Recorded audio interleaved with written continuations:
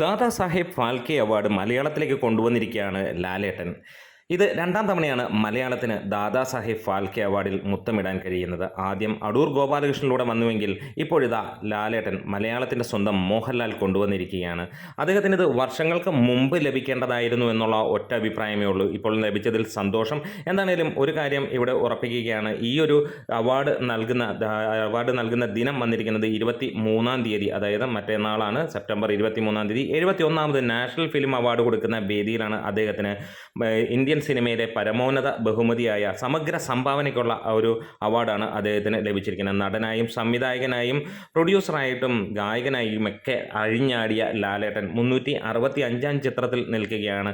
ഏകദേശം 50 വർഷം അദ്ദേഹം മലയാള ഫിലിം ഇൻഡസ്ട്രിയെ മാത്രമല്ല ഇന്ത്യൻ ഫിലിം ഇൻഡസ്ട്രിയെ പോലും ഗംഭീരമായിട്ട് മുടിച്ചുകൂടാ മന്നനായി നിൽക്കുന്ന ഒരു വേളയാണ്.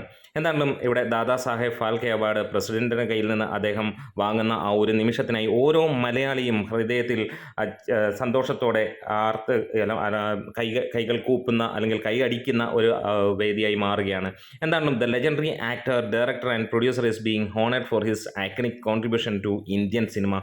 സമഗ്ര സംഭാവന തന്നെയാണ്. ഒരുപക്ഷെ മലയാള സിനിമയിൽ കഴിഞ്ഞ അല്ലെങ്കിൽ ഈ ഒരു വർഷം അദ്ദേഹം നേടിയിരിക്കുന്ന കളക്ഷൻ പോലും ഇന്ത്യൻ സിനിമയിൽ അതൊരു തരംഗമായി മാറിയിട്ടുണ്ട്.